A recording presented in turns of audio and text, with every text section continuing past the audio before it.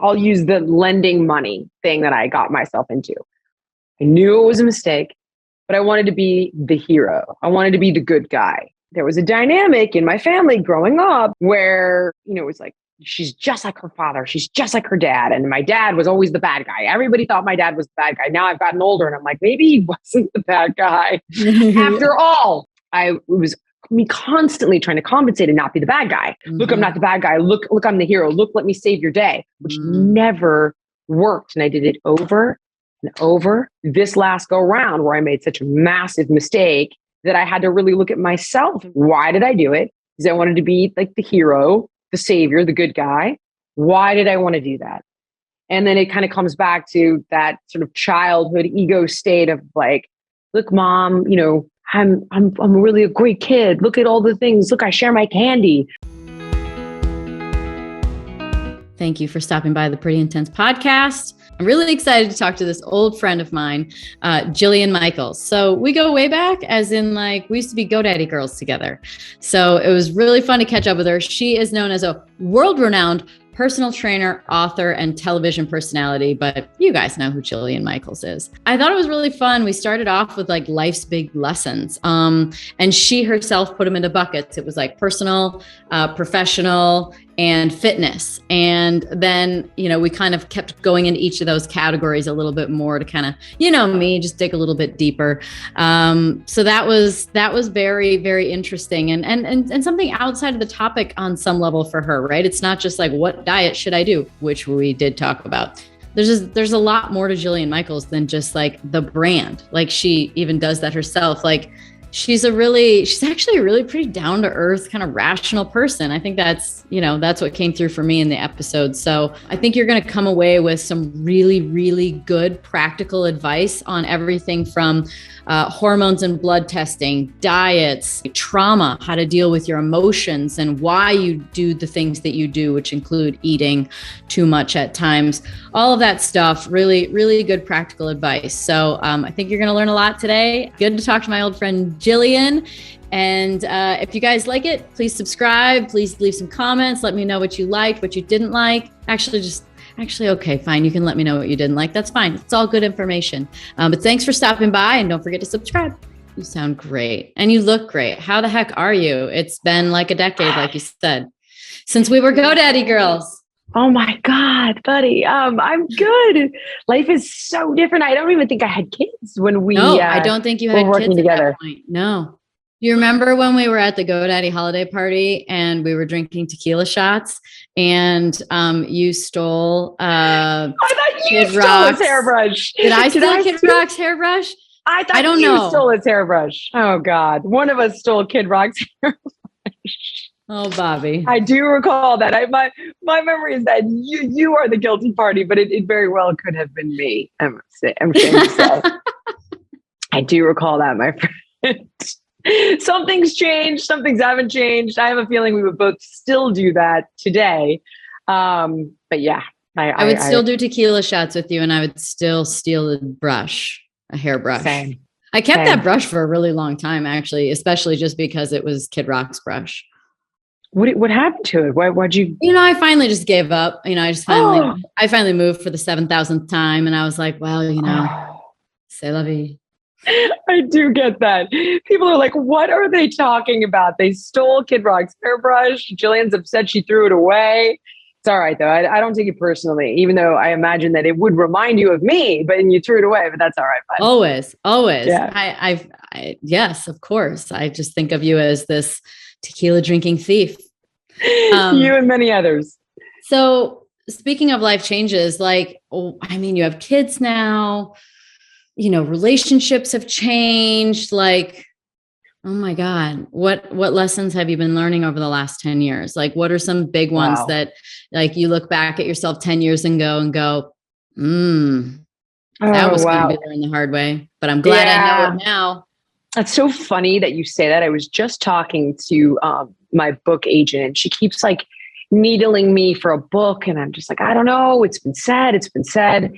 And I was like, the only thing I can think about writing right now is a book called What I Know Now. And it's exactly what you just said. It's how not to ruin your life on that ladder to success. Mm-hmm. And my God, there are some big ones. And I would have to say, listen, I'm very fortunate. My ex / co-parent is a good person. But before you have, I would say one of the biggest mistakes, if I were to put them in buckets, right? Where it's like, if you said life, and life was relationships. If you said work is, obviously my biggest career mistakes. And then let's say fitness and a few, being reckless, a few injuries I got along the way, I can really change the course and the quality of your life. Number one is, do not have kids with an asshole. Don't do it. Like, it's one thing to get married. She's not an asshole. I'm just saying, I have friends who I've seen do it, and it ruins their life. It's a prison sentence, literally a prison sentence, because you have to coexist with this person. And, one or more tiny little humans in the mix that get, torn asunder between two people that hate each other. And I've been fortunate to have had children with a decent human. So while we may have along the way had our differences, had our fights, come to blows about things, I wanted to move, she didn't want to move, differences about the kids' education, differences about, their healthcare, all of the things. We've managed to find a way forward, but I have friends who have not. And I think I would rather lose a limb than co-parent with a person that is just a nightmare. So if there's a relationship that's iffy, it's one thing to get married because there's divorce. But you have, right? I mean, I used to have it all backwards, where I used to think, if you don't get married, you don't have to worry about, divorce. It's so wrong. Divorce is easy. The co-parenting thing, with someone you've split from, that's a completely different beast. And that one I would say is huge. Number one. The second one is never a borrower or a lender. Do not lend money, in particular to friends and family. Don't do it. You want to give them a gift, give them a gift. But one of the worst mistakes I have ever made, and I did it a couple times, was lending money to family or people very close to me. Disastrous outcome. Do not do it. Don't do it. Like a divorce. You just also say goodbye to that money too. Yeah. The person and the money. Bye-bye. Yeah, that's exactly. Yeah, totally. They go together. Exactly right. Jeez. Oh my God. Huge mistake. Work-wise, I would say, as women, and I don't know if the world is changing effectively enough that this would be irrelevant. I still think it's very easy to say women are bitches. They're difficult, right? As much as it's like, hashtag me too, and whatever. Girl, you and I have lived that life. Oh my God. And it's like, she's so difficult. She's such a bitch. And, whereas men are assertive and strong and, very good confident businessmen. Yes. Leaders. And there were so many times that I held back for fear of that label, which I got anyway. Oh, yeah. And every time I was like, do I really want to start to think about this? Do I really want to be difficult? What happened is that my concerns about the project came true. The TV show didn't work, or the book didn't work, or whatever it was didn't work. And then nobody wants to work with you again anyway, because nobody, success has many fathers, but failure is an orphan. It's like, they don't work with you anyway. So if you just trusted your gut, it would have worked, and they would have had to continue working with you, even though they would have called you a bitch and they would have called you difficult. So that kind of self-doubt in those moments, I think I've paid for dearly. Really do think I've paid for dearly. And when it comes to physicality and overall health, oh my God, I have made mistakes that I never thought that I would make. And one was being overly confident with my fitness and thinking like, well, I can do that and I can do this. And it's, crazy shit like racing horses, however fast across an open plain, and, jumping jet skis over, 6-foot swells. And I got away with all of it until one day I didn't. And one day I took a really bad fall and fractured my L3 and subsequently herniated 3 discs. And let me tell you, I never understood the meaning of pain until that happened. And now I have a very healthy respect. What happened? What did you do? But I was just doing some stupid, crazy stunts. And ended up taking a spill and smacked my back really hard. Oh, just, when you get caught up in like the Instagram shit of like, oh, here's doing me something doing cool. a one-handed handstand and, or a single, like for shits and giggles. Like it serves no purpose. It's just, I can do that. Or, let me do a flying push-up with you dip your hands in water and like all that crazy shenanigans that you do on social. And I ended up, being so dumb just to see if I could do something, and, made a mistake, slipped and fell. And all those years of like being so careful and eating all the right foods and, building my core strength and balancing my biomechanics, like in a second, fucked it all up. Another one, divorcing your body. Bye. See ya. Bye. Yeah. You can come back to me in like 2 months. Oh my God. How long were you out? Oh, 3 months. Couldn't walk, couldn't stand, had to crawl on the floor. Did you need surgery? No, not yet. Yes. And I say not yet because it feels in my mind, it's kind of like having a time bomb in the base of my spine. Because I'm like, well, what happens if one day I make a wrong move or I do the wrong thing? And that's it. You kind of only get one. So I was working with a doctor named Dr. Stuart McGill, and he's a PhD, he's a scientist, and this is his specialty, is like studying the spine. He's kind of like this crazy savant genius. And, he got me through all the phases of it, but I'll never forget, I was feeling really confident. I was pain-free, and I was like, I'm jumping rope, and I did this, and I did this. And he goes, listen, you will never have your old back, but chill the fuck out. And I was like, wow. I mean, it hit me like a ton of bricks. It was like, wow, I did some real damage here. And there, in life, you bring a meaning, you give it a meaning, and you learn from it, and you grow, and you become wiser. But at the end of the day, sometimes you make a mistake, and it's like you got hit by a bus. You're living without that leg for the rest of your life. You know what I mean? You make a mistake, and you'll never get to that next level of success. Sorry to be a downer. It's really more just like a warning. Be wise, be smart. And the younger you take that advice, the better off you're going to be. But so often we don't pay attention to it until it's all falling apart. Right. You know what I mean? Like you don't read the book about anti-aging until you're old. Yeah. Shit. Yes. So, right. If anything, I would say like 20-year-olds, 30-year-olds, like pay attention now.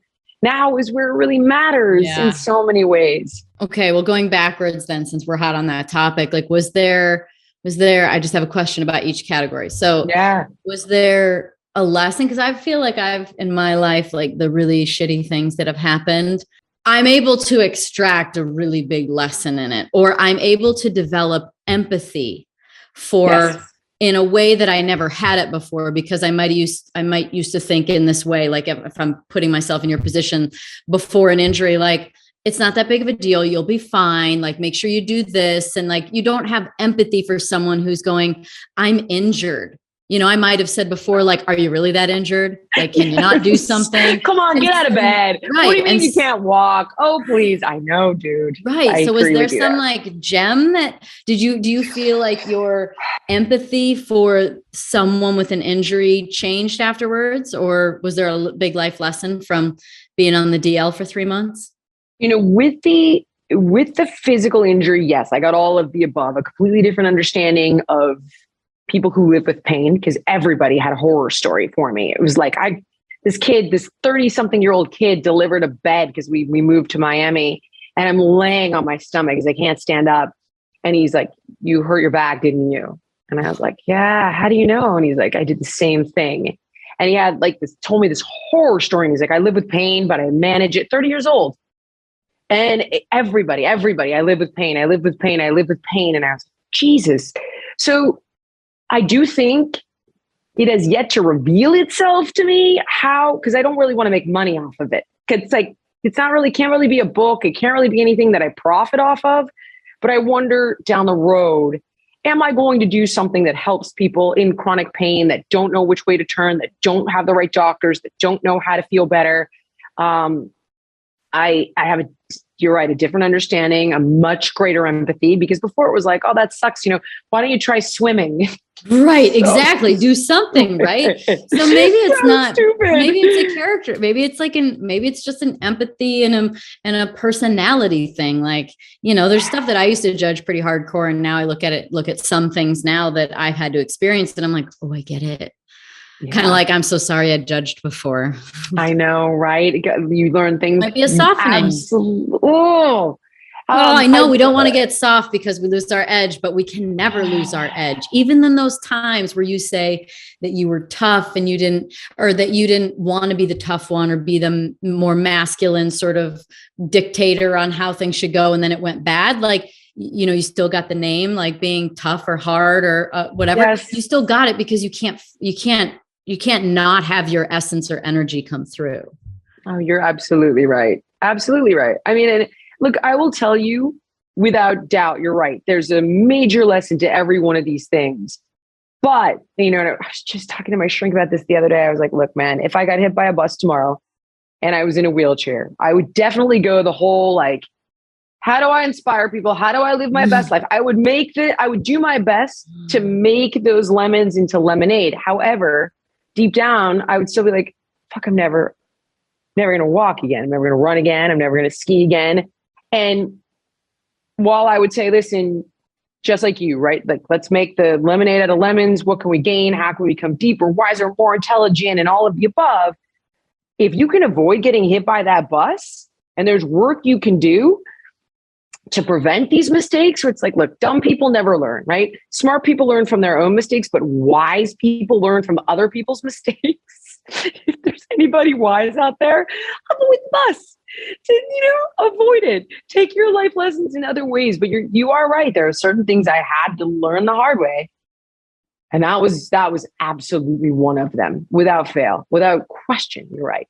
In business, in that bucket of just kind of being yourself, essentially. And it's not even just like a matter of like flexing a muscle that you have to be tough and be in charge. It's more, I feel like there's an essence of like, just like knowing intuitively what's right and wrong and speaking up for that. So what changed? Like, is there an example of something where you're like, I stuck to my guns and this happened? And this is an example of I didn't stick to my guns and this happened.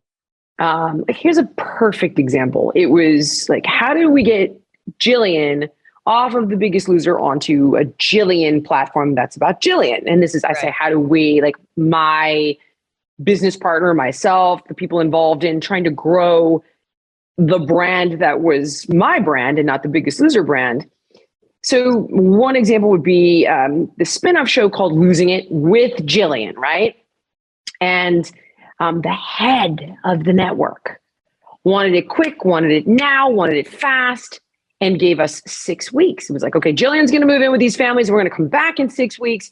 And, there's the reveal. And he was in charge. And so I was like, this isn't going to work, man. Like, this isn't going to, like, you're going to go on this kind of like intense journey where, this person lost a baby and this person went through like all these things that caused people to utilize food as a coping mechanism. And you need to move the bus. When we move the bus, that's Biggest Loser. Like, the bus has to move. It's got to be like, look at that amazing transformation. Nobody can do that in 6 weeks. I can come back in 6 weeks. It can be 50 pounds later and they look like they got a haircut, maybe. The payoff's not there.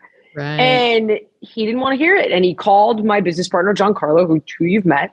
You tell that bitch to shut the fuck up, or we're going to rethink our entire relationship with her. And I got scared and I was like, uh-oh, I better. And of course, guess what? The show didn't work. And then Jillian Michaels can't carry her own vehicle. And then it was a disaster from that point on. Whereas maybe when I was riding high on the #1 show on NBC and arguably one of the bigger draws on that show, and had the highest Q score at the time, right? And had I maybe said, you know what, then I'm not doing it. Instead of having the failure under my belt that created a stigma that nobody wanted to touch, right? And it's like, well, she can't carry it. She couldn't pull it off. She couldn't do it. Had I just said no, instead of allowing the fear to be like, okay, well, let me be the good girl. You know, I may not get this opportunity again. Like, let me do it. Such a big mistake, Mama. Such a big mistake. And then there are other times but you learned where I learned the lesson. I did learn the lesson, but it's, you know, at a big cost. There were some mistakes along the way in my career where I'm like, it's like Bugs Bunny. You know, do you ever see that Bugs Bunny cartoon where he's like, I knew I should have made that left at Albuquerque. And he's like totally lost looking at his map, you know, and it's like, that's kind of exactly, you're like, God, I was not supposed to be here. Like I should have been over there. And those are some really big mistakes that I made, huge. Whereas we ended up kind of taking matters into our own hands as people were able to build their own platforms, podcasts, right? And social media. And I was able to grow and invest in other businesses where we had all the say. So a perfect, or not all the say, but large control with a few partners who are like-minded. So a perfect example, hopefully, is a company that we invested in called Alaya Naturals. And it's run by this mom of two who had 2 kids in 2 years with an autoimmune condition and ended up, you know, really trying to figure out how to save her body. Her body was just in shambles. And started seeing some of the best new registered dietitians and naturopaths and functional medicine doctors, and came up with this line of like, anyway, these incredible formulations and these great ingredients. And I loved her and I loved it. And instead of licensing Jillian Michaels for a product that's obvious about weight loss, which I don't really want to do, but it's low hanging fruit, I was like, I really think this is going to be the way forward in nutraceuticals and supplements. And we invested in this woman, took her from $1 million in sales to what this year will be $26 million in sales. And she's got now went from a 9% profit margin last year to a 15% profit margin this year. But we were able to say, like, no, we're not doing that. And no, we're not going to market it like that. And no, we're not using these messages. And yes, we're going to do it this way, because we were self-contained and didn't have to fight with anyone. And I was able to trust my gut. And, you know, I had people around me who trusted me. And now hopefully it looks like, you know, they're in talks to sell the company. And if they don't sell the company, they'll keep it and grow it to the next level, which is 50 million in sales, and sell it there. But whenever I was able to trust my gut, it always worked. And whenever I went against it, it never worked. Never. Disaster. Who can even, I mean, I feel like if you think back to all the things that you had an intuition about and had that gut feeling about, and you go, was your gut ever wrong? And it's usually like, no, I can't remember when it was ever wrong, right? It's usually right on target. Once. Yep. And then you end up going, I knew it. Right. I knew it. Right. Every time. Dude, every time. Trust your gut. That's a good lesson. Never bad to reaffirm that one. Even though we know it, it's like, how many examples do we need? Okay. So personally, don't have kids with the wrong person, because it's a life sentence. Definitely is. I can see that. Thank God I never did that. Oh my God. I'm wondering if there's like an emotional, like what's a self-reflective lesson? Like, sure, it's like, don't be with the wrong person. That's outside of you, but inside of you, what changed? Did you change so that you attracted or liked a different kind of person? Did you create a boundary that all of a sudden changed your life? You know, I think most people, if they're open to it, could benefit from therapy for a little while. And in certain families, right, it's like, oh, I'm not crazy. I don't need someone to listen to me. It's not about that. It's about making our unconscious patterns conscious, so that we don't continue to play out the same patterns that are destructive, right? These repetition compulsions. So, for example, I'll use the lending money thing that I got myself into. I knew it was a mistake. I felt it with every cell in my body, but I wanted to be the hero. I wanted to be the good guy. And there was a dynamic in my family growing up where, it was like, she's just like her father. She's just like her dad. And my dad was always the bad guy. Everybody thought my dad was the bad guy. Now I've gotten older and I'm like, maybe he wasn't the bad guy after all. And it's interesting because it actually brought me to find a real kind of healing with my dad. But it was me constantly trying to compensate and not be the bad guy. Mm-hmm. Look, I'm not the bad guy. Look, I'm the hero. Look, let me save your day, which never worked. And I did it over and over and over again. Until this last go round where I made such a massive mistake playing it out and it backfired so badly that I had to really look at myself and be like, all right, I knew it. Once again, right? Trust your gut. I knew not to do it. Why did I do it? Because I wanted to be like the hero, the savior, the good guy. Why did I want to do that? And then it kind of comes back to that sort of childhood ego state of like, look, mom, I'm really a great kid. Look at all the things. Look, I share my candy. Look, all that deep shit that should have been worked through and played out negatively. Whereas, sometimes you have to learn the hard way. I am in therapy and I've learned a lot from therapy, but I love therapy. You don't need to justify it in any kind of way. I have 1 to 2 therapists at all times. Okay, I mean, it saved me from a lot of those mistakes, but some of them I end up having to make the hard way. Right. And another one I will say with my back, before I knew, here's what's crazy is I didn't know what was wrong with my back because, all right, this is going to sound nuts, but when I fell, I just thought like I bruised it really bad. And then there was a lot going on in my life and I was moving and it was creating all this stress between my ex and I because of and I was like, oh, my back, I'm so stressed out. I'm just so tight. My psoas is really tight. Well, my hips are tight. Well, I haven't been without realizing like, yo, idiot, you fractured your spine. And I was doing all the wrong shit and having people walk. I mean, because it just didn't occur to me. It did not occur to me that I could have had such an injury because I'm Jillian Michaels. I would never have such an injury. How could that be a thing? That would never happen to me. And I kept thinking in my mind, like, it's just all this stress. It's just all this, like, this sort of resentment I have over this or that or this or that. And my ex, we're playing out this dynamic where like, she was kind of like my mother, right? And I was like, look, look, all these things I've done for you. And she was playing out something with me where I was kind of like the oppressive parent. Anyway, the controlling parent. Make a long story short. The same pattern.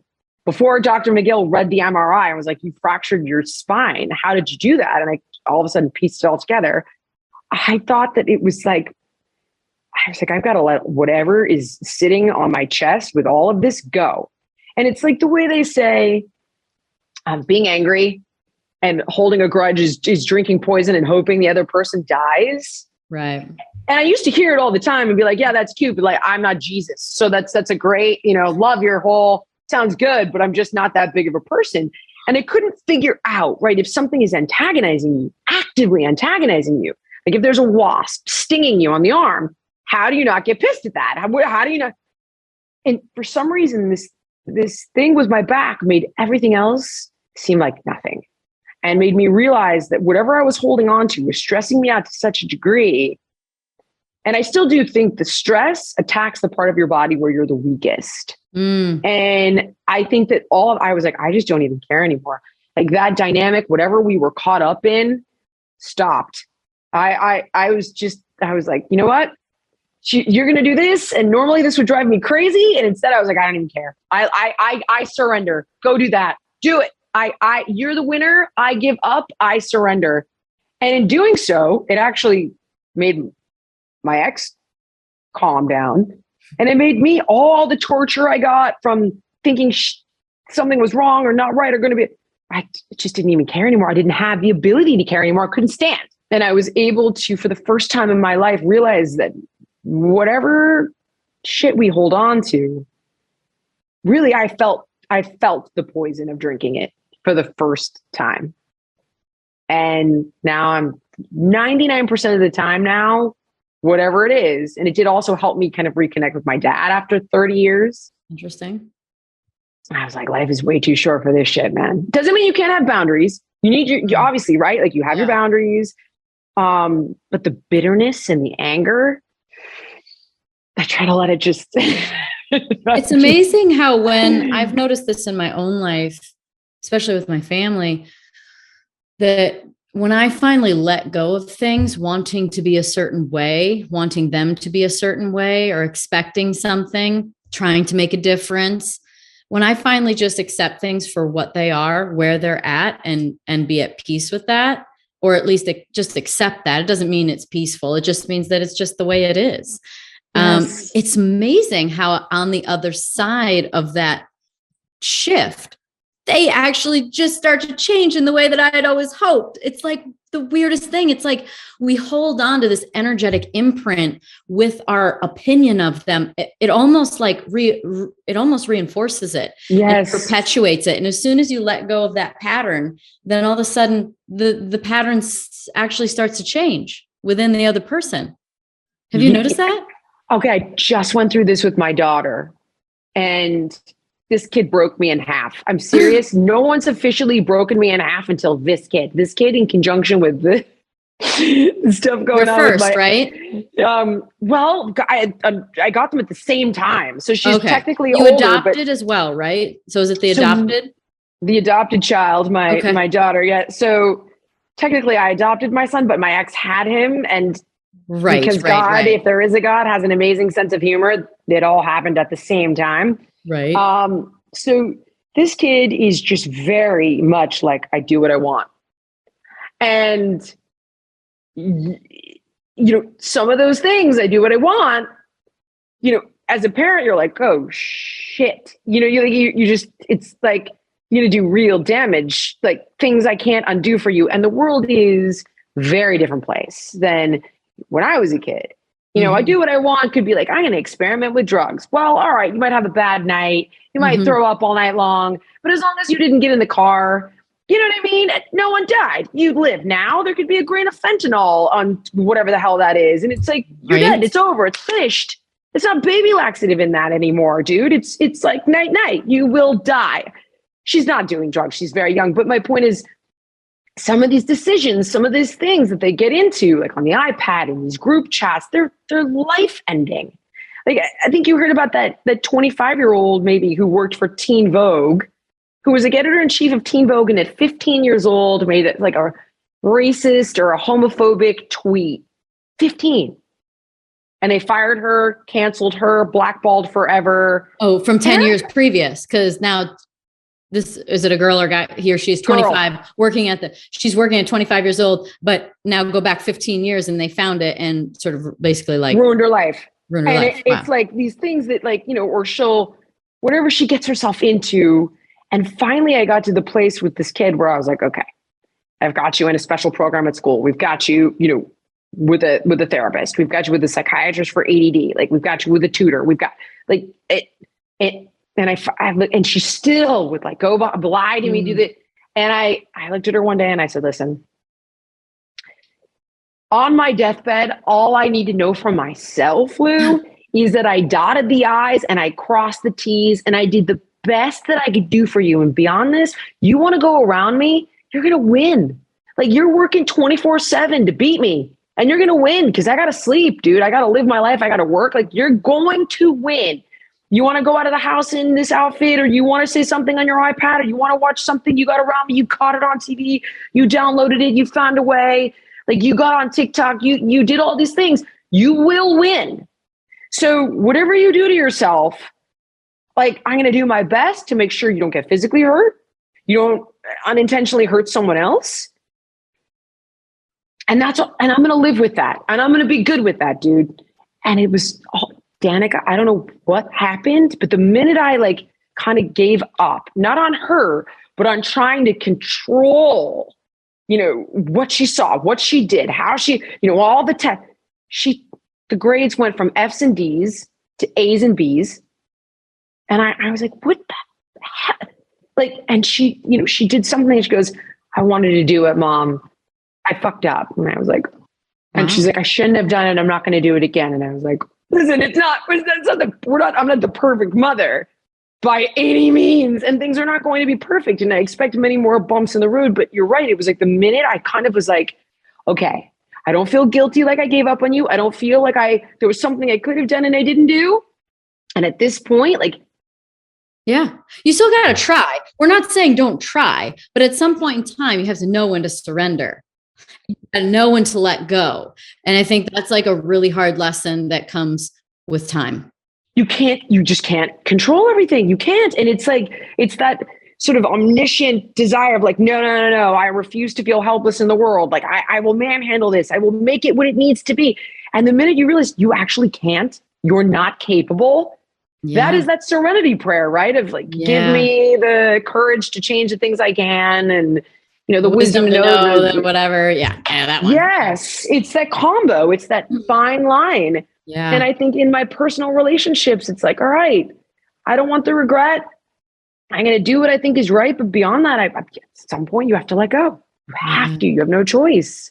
What about, I feel like this plays into something that I'm really curious about. And I feel like you have a lot of experience seeing this with clients and people that you've worked with, but the effects of trauma and emotional baggage and the body. I kind of have a little bit of a theory that, that some that are overweight that can't lose weight, it's actually like an emotional protection layer associated with, because I think a lot of people, and I'm grateful I'm not one of them, have dealt with a lot of incest or rape or, being molested. And so I think there's a lot of protection layers put on. What have you seen in your time with working with so many people that are dealing with that? That's so funny. You've brought up the two things that were so in the kind of needling from my agent, who was my editor in books.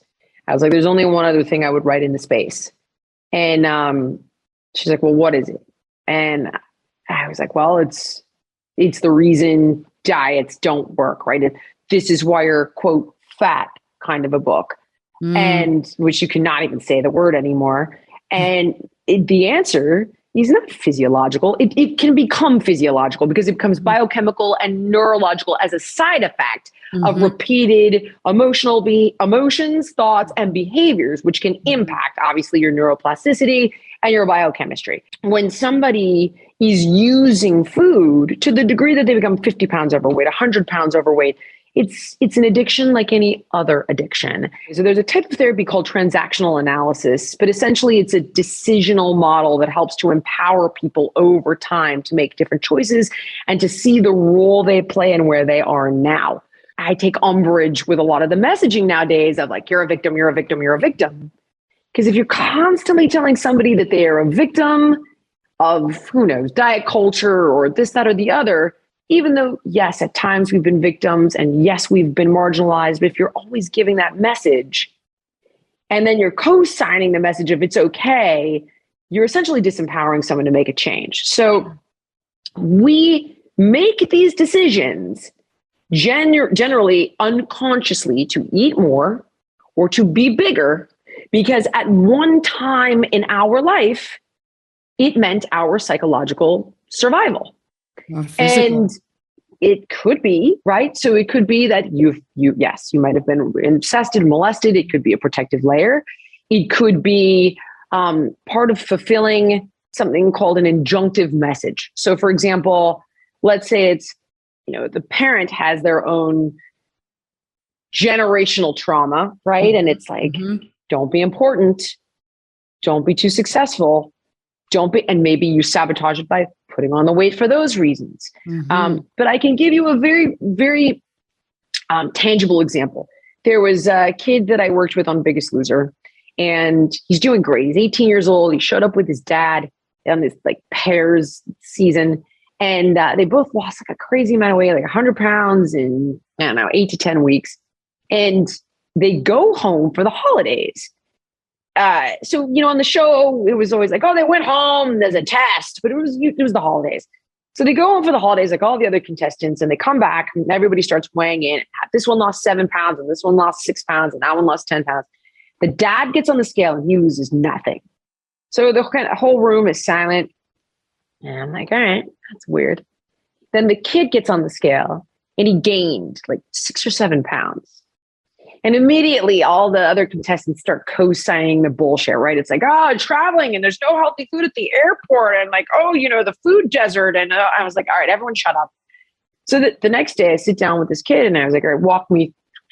We're leaving here. Take me through every single step.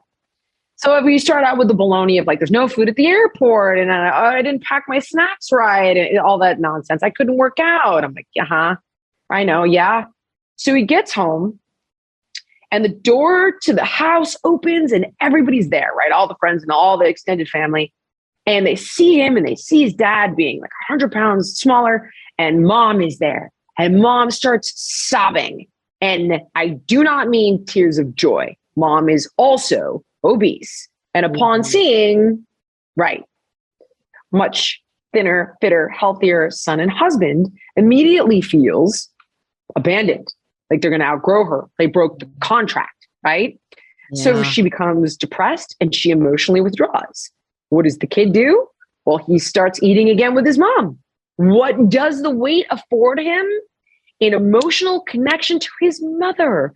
And losing it has triggered primal abandonment for him. Mm-hmm. So that's just one of the ways. Now, do you think he sees it? Of course he doesn't see it. He doesn't know. He doesn't consciously understand. Yeah. But helping people try to understand why, try to show them how what was helping them survive at one time is killing them now.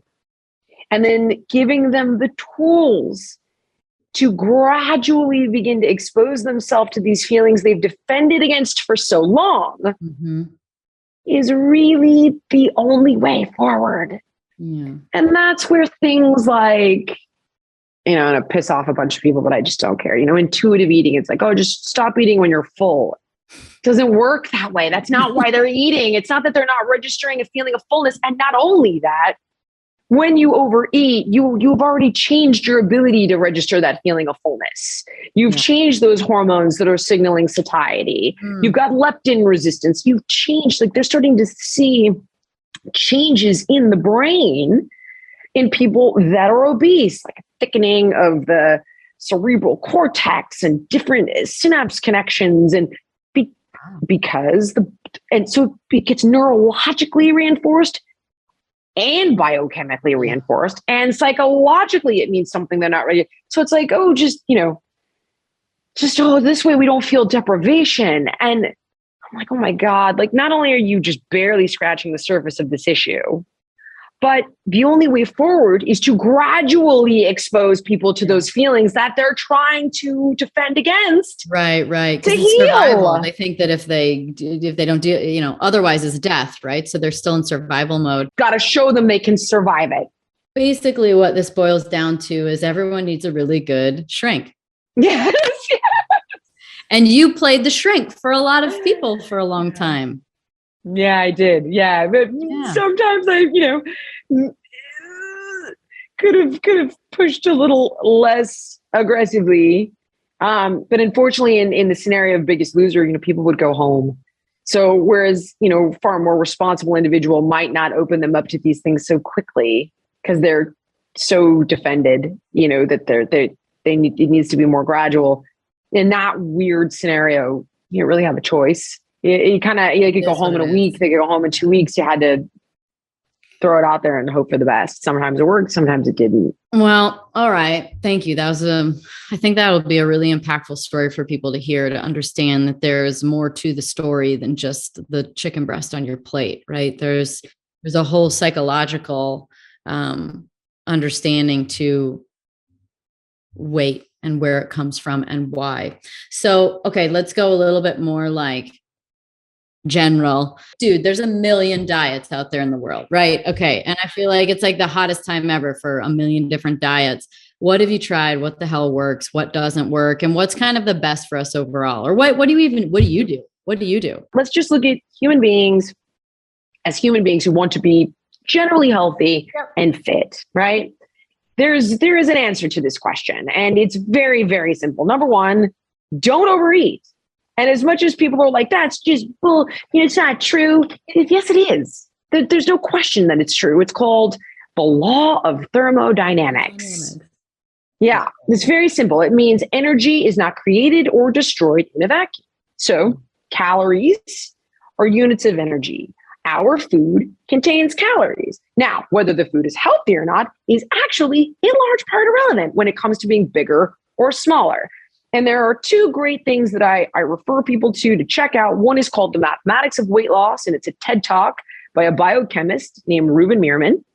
And he explains the simple math, the kindergarten math of calories, right? And how it leads to fat storage, because calories that don't get burned get stored in our fat cells. Period. Fat is just stored energy. What it does in the body is a different conversation, but that's how it got there, right? And then there's something, this guy, his name is, I believe it's Mark Haub, and he did a study on himself called the Twinkie diet. And it's been a minute since I've referenced this, but I believe he did it for 10 weeks, and he ate nothing but, like convenience store garbage, hence the term Twinkie diet. But he ate less of it, much less of it. I think it was somewhere between 1,600 to 1,800 calories a day, and he lost 27 pounds. And everyone's like, well, still probably super unhealthy. Yeah, it's definitely not ideal, but he also lowered his bad cholesterol significantly, raised his good cholesterol a little bit, and had overall improvement in his wellness markers. Yeah. So of course, listen, no, skinny people get cancer, skinny people have heart attacks, but the first thing you do need to appreciate, regardless, is that you cannot overeat. You just can't. I don't care if it's avocados or pecans or blueberries or wild salmon. Yes, that has a ton of wonderful nutrition in it. The omega-3s and the vitamins and the minerals, that's wonderful. But energetically speaking, if you take too much in, you will store it, and too much excess fat in the body messes up your endocrine system, lodges itself in your brain, your liver, your pancreas, your heart. It's called ectopic fat, and it can come from an avocado just the same way it can come from a Twinkie. So you don't want to overeat. It's called balance, right? Mm-hmm. And yes, in a perfect world, if you are an individual who does not use food as a coping mechanism, you kind of do have the ability to register when you're full. That's a person that's like 20 pounds overweight, right? That gets dad bod, that gets stressed and, is like, I really shouldn't have this extra bite, but I want it. I had a shitty day. I'm going to have the extra glass of wine. That's that person. It's like, you kind of know when you could be done, right? Yeah. Okay. I know it. I'm guessing you know it when you're like, I am full. Yeah. Probably should stop. Okay. Now, macronutrients, protein, fat, and carbs. You need all three of these things. You do. You just do. They all serve a purpose. You need them all. And the key with these things is to eat them in their most obviously healthy form. Whole grains, nuts and seeds, beans and legumes, fruits and vegetables, right? Complex carbohydrates. Fruits are fine. They're fine. They're perfectly fine. They're great for you. I could go on and on and on about all of the health benefits of pomegranate and papaya and pineapple and bananas, like beyond, like, for example, pomegranate helps you support a little microbe in your gut called Akkermansia. Akkermansia is one of the most important microbes in helping your body to prevent and fight cancer. This isn't coming from me. This is coming from a guy named Dr. William Lee, who's one of the best in the game. If you're not eating pomegranate because it's not on the keto diet, big mistake. And the list goes on. Digestive enzymes, all of those things, all of those polyphenols, those are complex carbs, all great. Okay. Now, healthy proteins, eggs, right? Wild caught fish, chicken. It doesn't actually need to be chicken breast. It can be chicken thigh, chicken leg. It's just, once again, it's got more energy. That's all. So you have to eat a little less of that dark meat than you would of the white meat because it's got more energy.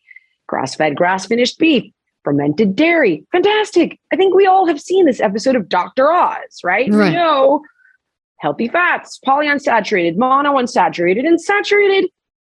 It's not gonna kill you. You don't want a ton of it. It's also not going to have that functional property of being anti-inflammatory and great for your heart health and great for your cognitive function that the polyunsaturated and the monounsaturated are going to have. Mm-hmm. So that comes down to common sense, right? Common sense, which is, we all know that having quinoa instead of mashed potatoes out of a box is going to be a better option. Now, no one's going to be perfect. So when you are eating the foods, and I like to think of them on 1 to 10, right? So 10 is actively preventing and even potentially reversing disease across the board of diabetes, heart disease, cancer, and all of the 170 things that come with a shitty diet and comorbidities from glaucoma and erectile dysfunction. The list goes on, okay? Yeah. I mean, literally 170 of them that are all linked to being overweight and having a bad diet. So top 10 foods are the wild caught fish, the organic blueberries, all the things we just talked about.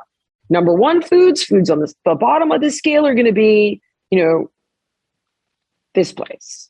And I'm all filled up on lawsuits, but the drive-through, the stuff that actively stuff contributes that is probably not the best for you. Stuff with the chemicals and the fake fats and the fake sugars and the real refined sugars and the processed grains and all the junk. Okay. I'm cool with 5 to 10. So a 5 food is the food that's like the organic version of the potato chip. It doesn't have all the chemicals and the pesticides, the herbicides, the fungicides, and all the fake ingredients. Sure. It's processed, whatever. It's not going to kill you if you don't overeat it, obviously. Certainly not going to save your life.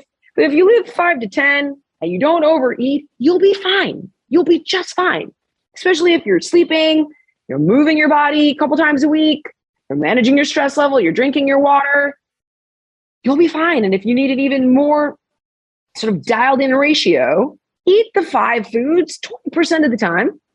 And 20% is very literal. If I'm getting 1,800 calories a day, okay, well, 20% of that is going to be around 400 calories. I don't eat more than 400 calories of 5 foods. And then 1,400 calories of my allowance, the other 80% is going to be the better for you stuff. Yeah. And then unlimited vegetables. So it's kind of like, dude, stop eating when you're full. Use common sense. Eat your foods as whole as you can. Go with the better quality version of those things where you can afford it and where you can't be smart. Like if you can't afford the organic raspberry, get an orange, less pesticide, fungicide, herbicide. Get the skin off. Anything you can get the skin off, right? Bingo, thick-skinned, right? And so the dirty dozen, you can't go organic, you avoid thin-skinned stuff that has more pesticide, herbicide, fungicide. And then the clean 15 is the alternative, the stuff with less that you can get away with not going organic with far less ramifications, negative ramifications to your health. But a great book that I also recommend, which everybody knows about, but not everybody reads, is called The Blue Zones. And guess what? These are the people that around the world that live to be 100 and 100 plus. What are the common through lines? One of them is predominantly plant-based, and 60% of their diet are complex carbohydrates. Right. Yeah. 60%. It's like grains and beans and stuff, right? Yes. Yeah. Yeah. And that's where it's like, I see these things and it makes me bonkers because it really is just common sense. Yeah. Yeah. Don't overeat. Use your common sense. You're going to be good. Move and sleep. You'll be good. Would you say that paleo is a pretty good guideline then? Because there's still carbohydrates on that. Okay. So here's the only thing about paleo. It's not real. And another great TED Talk on this one, and I'll have to find it for you. But it's by an anthropologist. There's no such thing as the paleo diet. It's bullshit. It comes from a diet in the 70s, I think called I think it was the caveman diet. And the reason it's bullshit, not to say it's bad for you, but just hear me out on this. There's no such thing. Here's why there's no such thing. First of all, in Paleolithic times, human beings were scattered across the globe. Some lived in the rainforest. Some lived in the Arctic tundra. So the diet of Paleolithic men was extraordinarily diverse, right? They were eating whatever they could get their hands on. Yeah. Probably a lot of spinach in the, when it's avocado didn't exist. Yeah. No, there was no such thing. It was like a cyanide capsule in avocado. We have turned an avocado into an avocado through years of agriculture. We are controlling these crops, carrots, avocado, through hundreds of years of agriculture. Right. turning this into an avocado. And I get it. Like, I guess if we're using Paleolithic, which it's short for, right. It's not the same, but I'm just saying as a guideline for people, is paleo a good diet? Like if we just, let's just call it paleo, just for some different word. It has nothing to do with Paleolithic times. The paleo diet is that a good diet? Like, it's pretty, it really, if you kind of take away the like the meaning of it, generally speaking, yes. But if you really needed like an overall obvious guideline, the Mediterranean diet is pretty much the one to go to. And it's not because it's hummus. It's not that you need to eat grape leaves. Again, it's a blend of macros in their most whole form. It's not a ton of animal protein, predominantly plant-based, high fiber, healthy fats. It's the same story. It's just the right blend of macros in their idyllic form, but it doesn't have to be Mediterranean foods. If that makes sense. It doesn't have to be a chickpea and a grape leaf for you to get that same fat in a different type of cuisine, or that same type of fiber in a different type of cuisine. It's just the right blend of macros in conjunction with a healthy lifestyle. They're very social.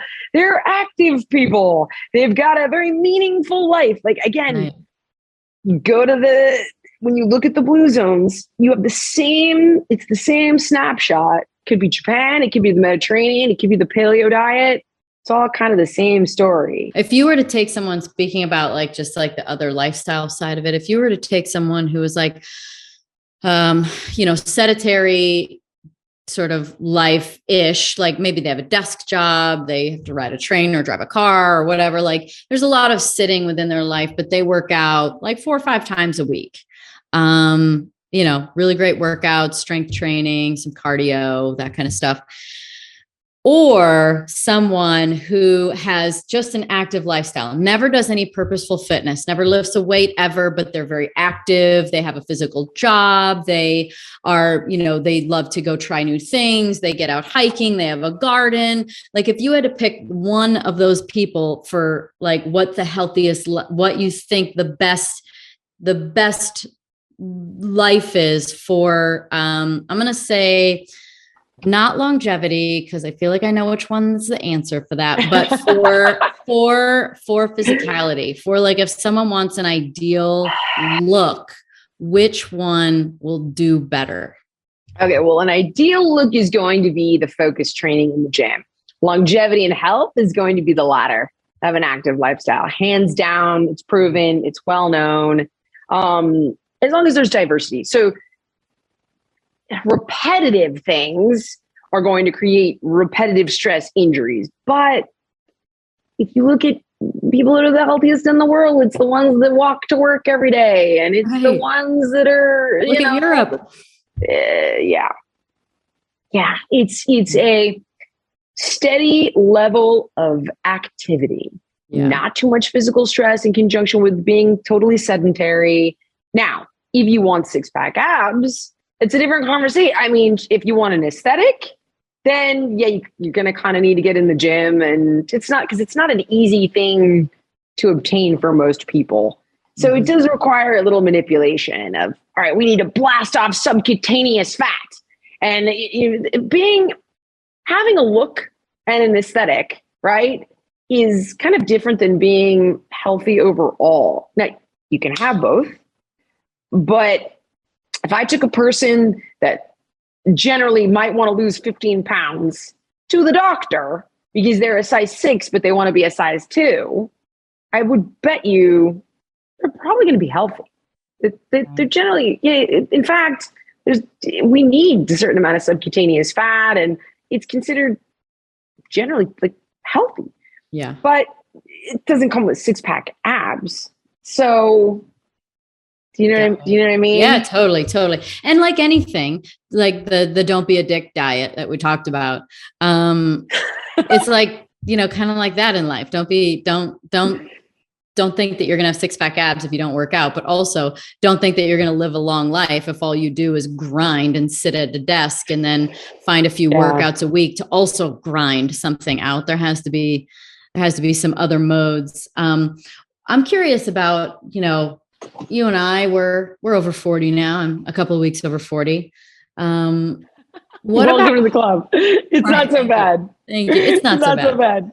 What about the role of hormones? I feel like, even guys, when we're talking about testosterone, they don't worry about estrogen, progesterone, some of those things. They might worry about thyroid. I mean, vitamin D is important and that plays a big role. But like, I feel like, I've kind of gone through some things over the last year and, figuring things out. And I've realized that, kind of the beginning conversation about I've learned some things that make me have more empathy for others. Like, so hormones, talk about it. Like, what point in time do people need to have them checked? Or is it just like there is no point in time that you get to, you should always have them checked, and what the frequency should be. And because I feel like, I've experienced just like, there's some shit that just gets in the way and doesn't allow you to achieve the results that you want to achieve because life happens.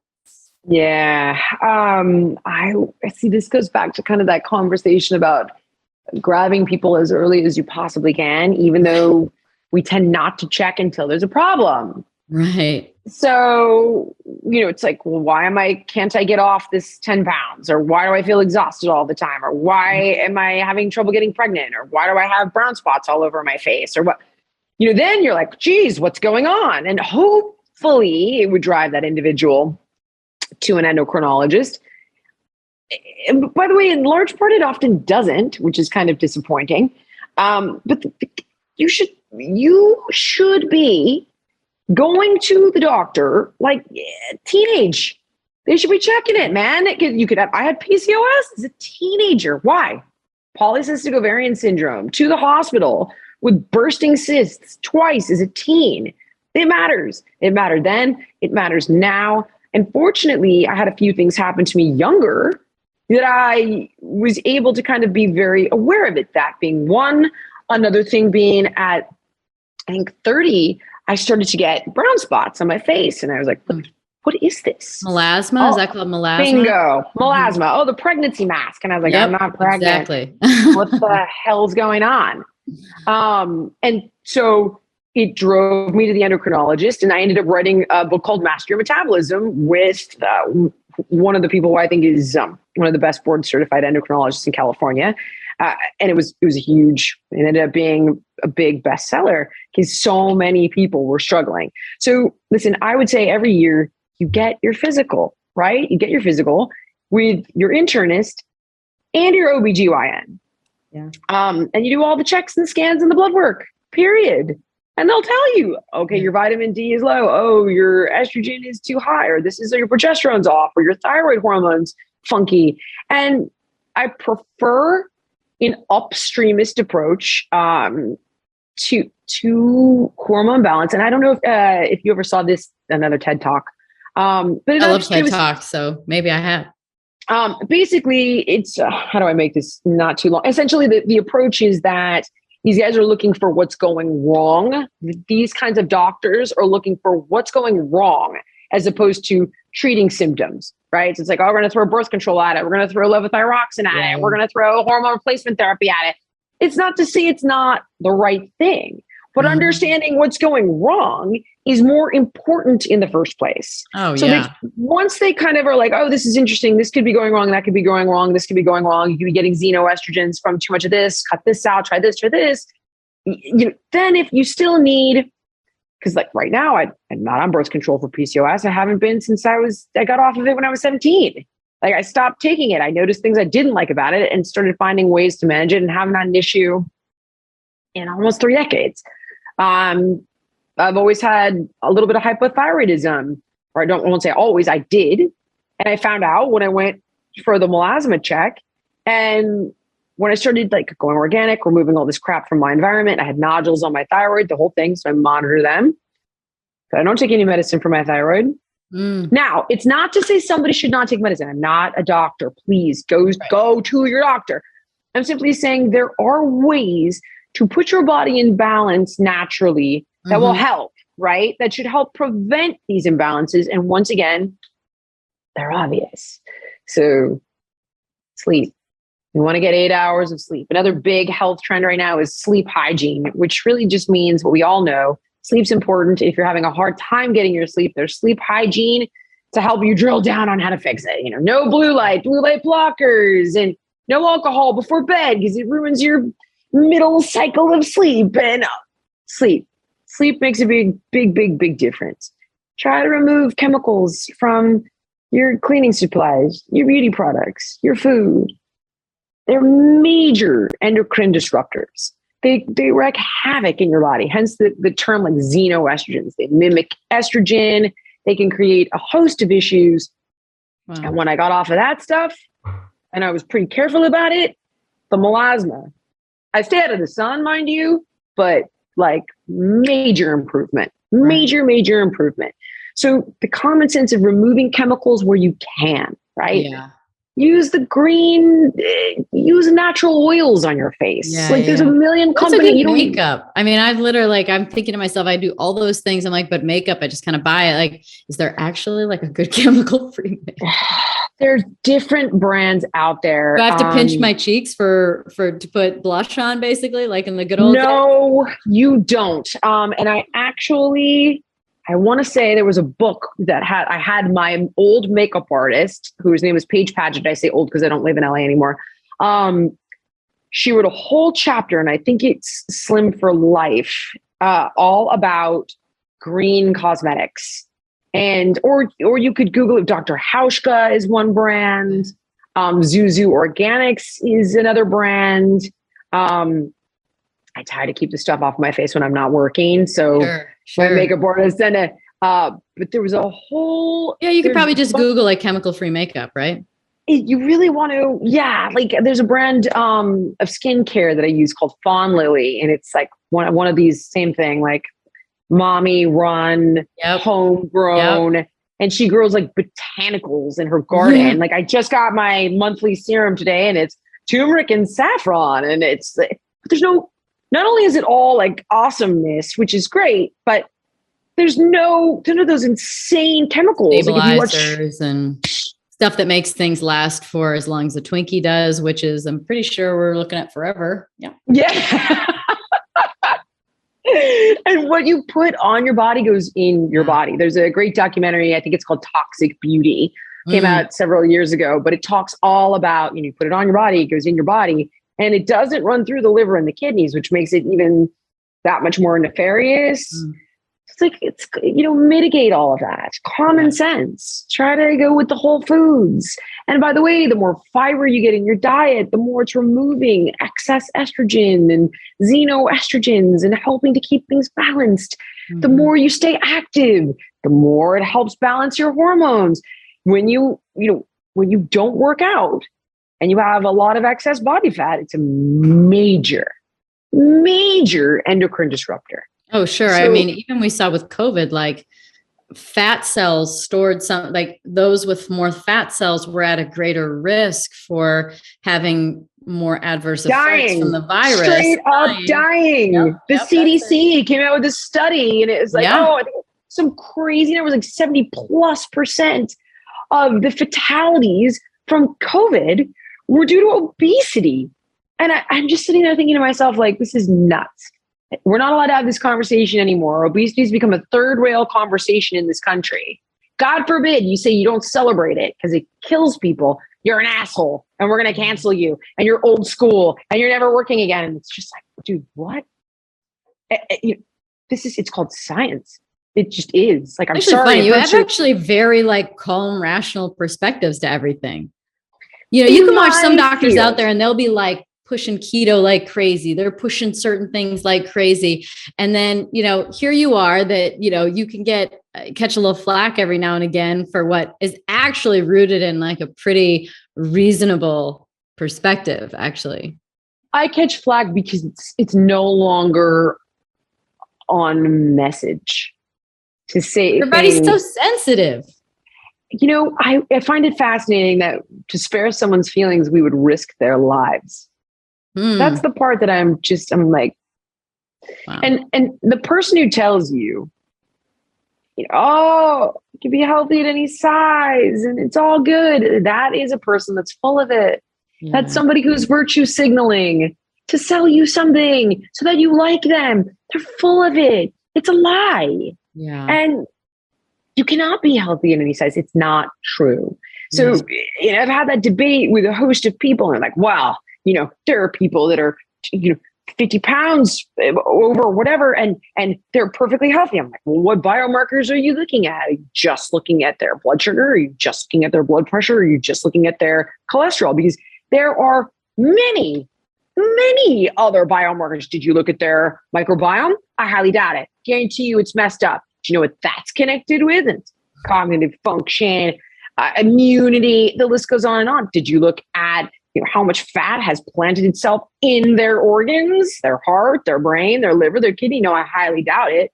Did you look at their hormone balance to see how this fat is disrupting their endocrine system? No. I mean, it's like saying the earth is flat, and I'm not willing to do it. I will not do it. I refuse to do it. There are things I won't comment on because it's not my business and I'm not an expert. I'm like, I have an opinion on it, but I'm not an expert, so I'll stay out of it. I'm an expert in this area. I've been doing this since I was 17 years old. I've worked with some of the top endocrinologists, registered dietitians, physical therapists, and the list goes on for decades. This is science. Obesity kills people. And if you care about people, you will care about whether or not they are obese or not, period. Yeah. Well, you've worked with quite a few. You're such a businesswoman. I've always admired that about you. You're like, you have a business mind. You think about you have a lot of layers to what you do.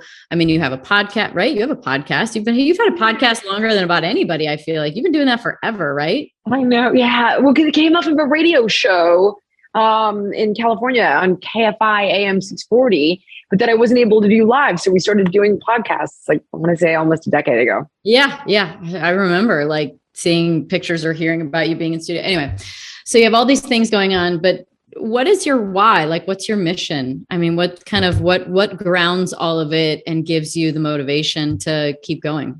For the Jillian Michaels brand, I've gotten older. It's not that exciting to me. Which is why I'm like, you don't even like fitness. Actually, that was one of the first things I was going to ask you. Was like, you don't even like working out that. So it's like, I like what it affords me. Yeah, it's a means to an end. What I find exciting in this, this has been kind of a big debate within the ecosystem of my various businesses, is growing other people's brands. So I can use the Jillian Michaels brand as a halo effect to invest in something like Alaya Naturals and help get the word out about this woman's company, right? Or I can help grow another trainer's profile, somebody that I think is exciting and fresh and interesting. And that's why we took the Jillian Michaels app and shifted it into the fitness app, and have added Taylor Walker for prenatal fitness. And we're adding this guy named Ryan Clarenbach, who specializes in calisthenics. And we've got Jamie McFadden for self-care and Jim Donovan for sleep hygiene. Other people and other businesses are more exciting to me now. I think just because it's like I've done it and I like it. I'm grateful. Mm-hmm. But bringing the things that fascinate me or the things that I'm passionate about to the forefront, that's more exciting, if you will. That's the stuff that I'm interested in. You use air quotes around your brand a lot. When you describe it, there's almost like a whatever about it, like a okay, and right. So let's just pretend that you don't ever have to do that again. There's no such thing as Jillian Michaels brand. Who are you? What do you love? What are you at the core? I love my kids. And I know this is so, like, I used to hate when people would say it because I was like, ugh, you have to say that and you're so gross. But the reality is they torture me, these little bastards. And I think I torture them. But at the end of the day, there is something about these kids that it for me, you realize it's no longer about Jillian, not that the Jillian Michaels, just Jillian. It's no longer about Jillian. You suddenly become this stepping stone to something better than yourself, greater than yourself, more important than yourself, something holding more potential than you do. That's a fascinating feeling for me. And sometimes I feel like I'm living in their memories. It's really weird. Like something will happen and I can see my kids when I'm gone being like, do you remember the time that mom, da da da da da da da? And it's weird. So I guide my life oftentimes around that future conversation. Like, what's that conversation going to sound like when I'm gone? Like, oh my God, do you remember when that crazy bitch, like I kind of live around that, like what I want that conversation to sound like. It's important to me. And I hope it's funny. Like, I just want them to laugh. And I want there to be like the horrendous times and the great times and the funny times. But I want it to have a story and something that they remember and something they learn from. That's really, that matters to me hugely. Putting that aside, as a person, I mean, I love animals, I love travel, love my fiance, and I enjoy those things. Those are for me. I consider them like very selfish indulgences of, I love being active. I love water sports. I love, courses and all of the things. So, being selfish, like traveling alone with my fiance, doing adventurous shit is like heaven for me. So we're going to Namibia in July. And amazing. Can't wait. Have all this cool stuff. And that to me is like heaven. Safari. Love it. Where I kind of want to die. It's like how I want my life to end. Because where's it all going? Who knows if I'll ever get there? I hope to God this isn't one of those lessons of like a mistake I made along the way. But oh no, you're gonna die. Don't worry. No, thank you. Yeah, who knows if I'll get to die the way I had hoped. But I look at people like I don't know if you've ever heard of this organization. It's called the Chersich Wildlife Trust. It's in Kenya. Mm-hmm. And it was started by this woman and her husband, Daphne Chersich, and they like protect all of these endangered species, and they go after poachers, and they take all these orphan rhinos in, and they provide jobs and education and healthcare to the local communities in Kenya. And I'm like, I'd love to go out that way. Some sort of awesome organization that I enjoy on a selfish level, but that gives back as well. And I don't know, maybe I'm like, how do you do that? Like you just kind of check out of all of it and you move into something like that. Let go of the ego. You have to let go of the ego. Completely. You have to let go of this thing. Keep doing this thing. Just let it go. And then it'll slowly, that part of the ego that's associated with it dissolves. But what I'm feeling from you is that you're a curator, right? You curate people's companies, you curate your children's lives. You want to curate your own life. Like you just like want to be this, I don't know, like this point person, but also an in-between between this sort of idea and accomplishment. And you like help curate. You're right. I've never thought about that before, but yeah, that's exactly like, I would like to curate the future of health. I'd like to curate, like what my kids kind of remember and take away and build you're absolutely right. Yeah. That's cool. Yeah. Well, it's so good catching up with you. Oh my gosh. I mean, it's funny that we're doing it over an interview, but I feel like I know how you're doing now. And I love to hear that. I feel like things are going really well for you. And I can't wait to hear about what you curate next. Thank you so much. It was an absolute pleasure. And hopefully, if you get out to Miami, let me know. We'd love to do it in person. Good. In the meantime, I'll just have to use your fitness app and work out with you. Well, yeah, right. You need that. You definitely, you definitely got to start working out, girl. I was worried about you. You should. Thanks everybody for listening to the Pretty Intense podcast today. I hope you enjoyed it. If you like what you heard today and you want to hear more, please click on the subscribe button.